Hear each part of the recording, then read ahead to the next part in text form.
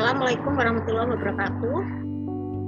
Kali ini saya akan membahas terkait materi pentingnya budaya organisasi dan keberagaman dalam pengembangan SDM.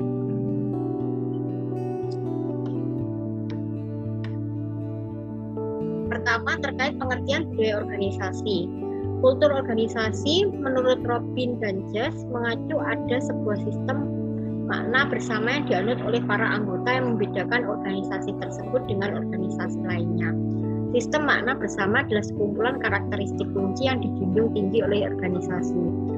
Kemudian menurut Tutan, budaya dapat didefinisikan sebagai pengetahuan yang diperoleh untuk menginterpretasikan pengalaman dan menghasilkan perilaku sosial. Sedangkan menurut Siagian, budaya organisasi merupakan kesepakatan atau komitmen bersama tentang nilai-nilai bersama dalam kehidupan organisasi dan mengikat semua orang dalam organisasi yang bersangkutan. Pentingnya budaya organisasi sendiri, budaya dipelajari dan membantu manusia dalam usaha mereka berinteraksi dan berkomunikasi dengan orang lain dalam masyarakat. Ketika nilai dan kepercayaan dalam budaya berbeda, beberapa orang memiliki masalah penyesuaian. Jika hal ini tidak diantisipasi, maka akan menjadi penyebab kegagalan usaha dalam organisasi yang disebut culture shock. Hakikat kultur dalam organisasi, yang pertama, inovasi dan keberanian mengambil resiko, di mana karyawan didorong untuk bersikap inovatif dan berani mengambil resiko, perhatian pada hal-hal yang rinci. Karyawan diharapkan menjalankan presisi, analisis, dan perhatian pada hal-hal kecil. Orientasi hasil, sejauh mana manajemen berfokus lebih pada hasil ketimbang pada teknik dan proses yang digunakan untuk mencapai hasil tersebut. Orientasi orang, yang mana keputusan manajemen mempertimbangkan efek dari hasil tersebut atas orang yang ada dalam organisasi. Orientasi tim, sejauh mana kegiatan kerja di organisasi pada tim ketimbang pada individu. Keagresifan, sejauh mana orang bersikap agresif dan kompetitif ketimbang santai. Stabilitas, kegiatan organisasi menekankan dipertahankannya status quo dalam perbandingannya dengan pertumbuhan. Fungsi kultur organisasi, yang pertama sebagai penentu batas-batas, yang artinya menciptakan perbedaan antara satu organisasi dengan organisasi lainnya. Kedua, memuat rasa identitas anggota organisasi ketika memfasilitasi lahirnya komitmen terhadap sesuatu yang lebih besar daripada kepentingan individu. Keempat, meningkatkan stabilitas sistem sosial dan sebagai perekat sosial yang membantu menyatukan organisasi dengan cara menyediakan standar mengenai apa yang sebaiknya dikatakan dan dilakukan karyawan. Kemudian mekanisme pembuat makna dan kendali sebagai mekanisme sense making serta kendali yang menuntun dan membentuk sikap dan perilaku karyawan. Budaya organisasi sebagai beban. Di sini, kultur berpotensi disfungsional terhadap keefektifan suatu organisasi. Yang pertama, hambatan untuk perubahan, kemudian hambatan bagi keberagaman, hambatan bagi akuisisi dan merger. Di sini yang pertama, hambatan untuk perubahan. Budaya menjadi kendala manakala nilai-nilai yang dimiliki bersama tidak sejalan dengan nilai-nilai yang dapat meningkatkan efektivitas organisasi. Sedangkan hambatan bagi keberagaman, kultur membatasi rentang nilai dan gaya yang dapat diterima, di mana perbedaan dengan mayoritas anggota akan menciptakan paradok. Hambatan bagi akuisisi dan merger, keputusan akuisisi dan merger tidak hanya mempertimbangkan keuntungan finansial saja, tetapi juga kesesuaian kultur menjadi fokus utama. Proses penciptaan kultur organisasi, yang pertama, pendiri hanya merekrut dan mempertahankan karyawan sepemikiran dan seperasaan dengan mereka. Kedua, mereka melakukan indoktrinasi dan sosialisasi cara pikir dan perilaku mereka kepada karyawan. Ketiga, perilaku pendiri sendiri bertindak sebagai model peran yang mendorong karyawan untuk mengidentifikasi diri dan dengan demikian menginternalisasi keyakinan, nilai, dan asumsi pendiri tersebut. Upaya penciptaan kultur etis, yang pertama, jadilah model peran yang visible. Perilaku manajemen puncak dijadikan acuan standar bagi para karyawan. Komunikasikan harapan-harapan yang etis. Kode etik harus menyatakan nilai-nilai utama organisasi dan berbagi aturan etis yang diharapkan untuk dipatuhi semua karyawan. Kemudian berikan pelatihan etis melalui seminar lokakarya secara berkala, berikan penghargaan atas tindakan etis dan tindakan tidak etis.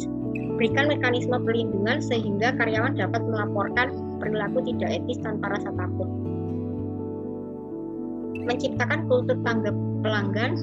Pertama, jenis karyawan itu sendiri. Organisasi yang berhasil telah merekrut karyawan yang ramah dan bersahabat. Kedua, tingkat formalisasi yang rendah, aturan, prosedur, dan ketentuan yang berlaku tidak kaku. Ketiga adalah penguatan tingkat formalisasi yang rendah melalui pemberdayaan karyawan untuk memutuskan apa yang perlu dilakukan untuk memuaskan pelanggan. Keempat adalah keterampilan mendengarkan yang baik, dan yang terakhir kejelasan peran.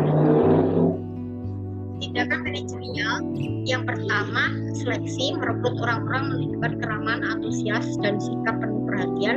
Pelatihan dan sosialisasi, tindakan ini untuk membuat karyawan yang sudah ada lebih fokus pada pelanggan.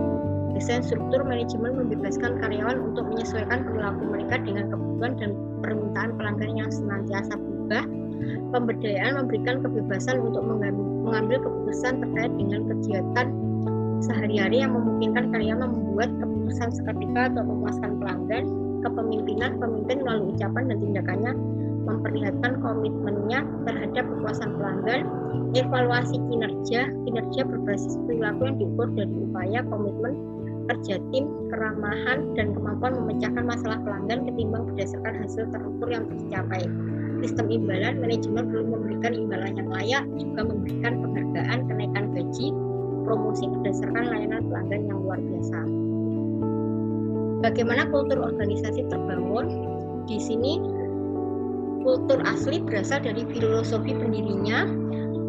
Filosofi itu pada dirinya berpengaruh kuat terhadap kriteria yang digunakan dalam perekrutan. Tindakan dan ucapan manajemen puncak memantapkan norma-norma yang berlaku yang terkait dengan perilaku yang diterima dan tidak diterima dalam organisasi. Organisasi harus membantu karyawan baru untuk beradaptasi dengan kulturnya. Proses ini disebut sosialisasi, dan yang terakhir, kultur ditransmisikan ke karyawan melalui penceritaan kisah, ritual, simbol-simbol material, dan bahasa. Kemudian, dampak budaya organisasi terhadap kinerja dan kepuasan. Di sini dapat dilihat ada faktor-faktor objektif, budaya organisasi, kekuatan kultur, kinerja, dan kepuasan. Karya membentuk persepsi subjektif yang utuh tentang organisasi berdasarkan faktor objektif seperti tingkat toleransi terhadap risiko, penekanan pada tim, dan dukungan orang. Persepsi ini pada dasarnya membentuk budaya organisasi. Persepsi yang baik ataupun yang tidak selanjutnya mempengaruhi kinerja dan kepuasan karyawan dengan dampak yang semakin besar dengan semakin kuatnya kultur.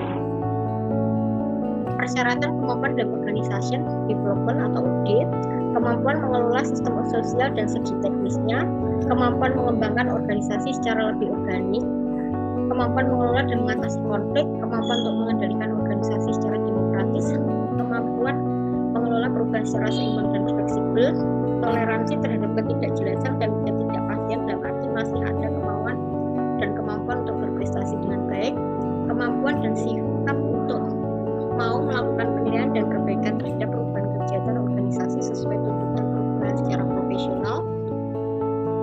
Kemudian di sini bidang sasarannya, yang pertama di sini ada efisiensi internal, efisiensi eksternal, efektivitas internal, dan efektivitas eksternal.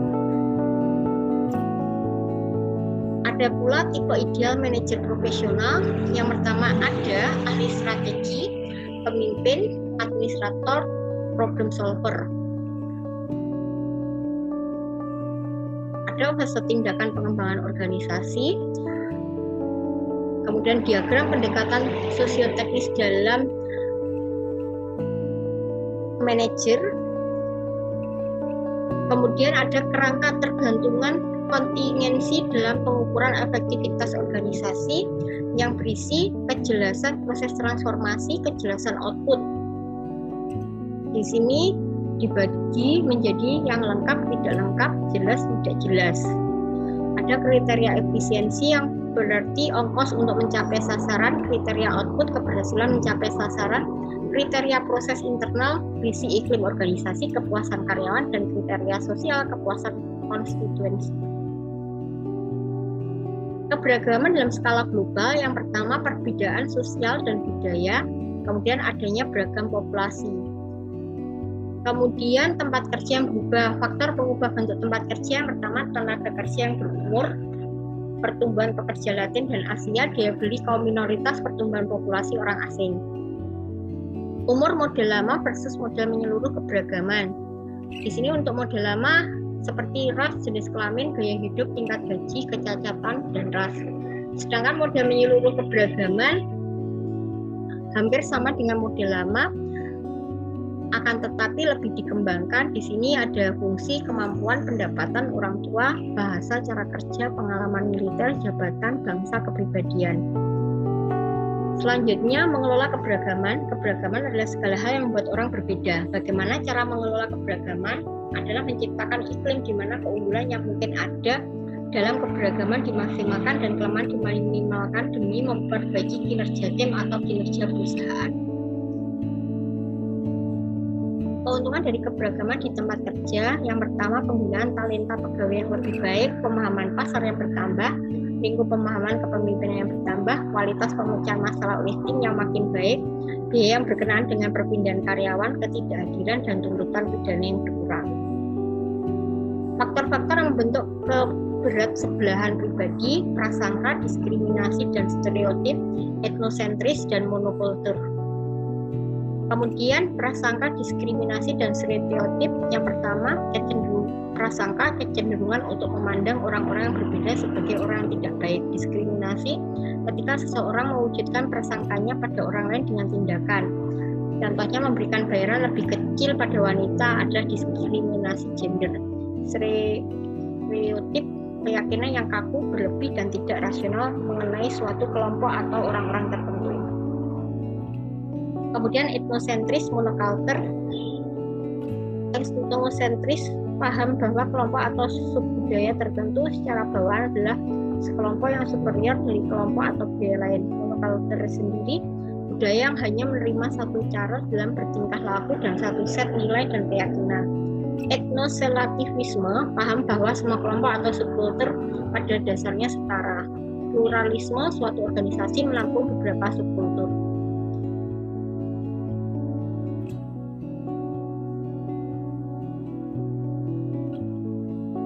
Kompetensi budaya. Kompetensi budaya adalah kemampuan untuk berinteraksi secara efektif dengan orang-orang dari budaya yang berbeda. Langkah mengatasi keberagaman sendiri, yang pertama, mencari tahu masalah berhubungan dengan keberagaman dalam organisasi, memperkuat komitmen manajemen puncak, memilih solusi yang sesuai dengan strategi yang seimbang, menuntut hasil dan meninjau kembali tujuan-tujuan, menjaga momentum untuk mengubah budaya. Selanjutnya, inisiatif dan program keberagaman, mengubah struktur dan kebijakan, memperluas upaya perekrutan, membangun hubungan mentor, mengakomodasi kebutuhan khusus, memberikan pelatihan keterampilan dan keberagaman, dan yang terakhir, meningkatkan kesadaran akan pelecehan seksual. Demikian materi kali ini. Terima kasih. Wassalamualaikum warahmatullahi wabarakatuh.